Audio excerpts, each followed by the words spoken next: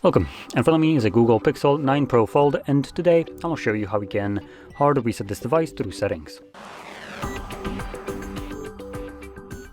So to get started, open up your settings,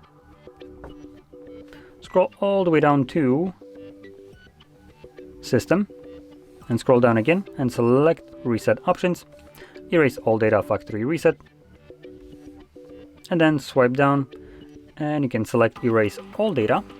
You can also select right here to erase eSIM. If you have an eSIM added to your device and you're switching this device, you might want to select that option. Now, if you have some kind of screen lock, you will need to confirm it, and then we can select Erase All Data once more. There we go.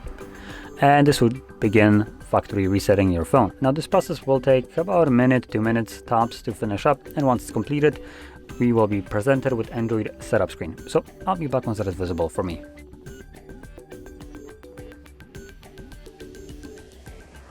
And as you can see, the reset is now finished, and you can set up your device however you like. So if you found this very helpful, don't forget to hit like, subscribe, and thanks for watching.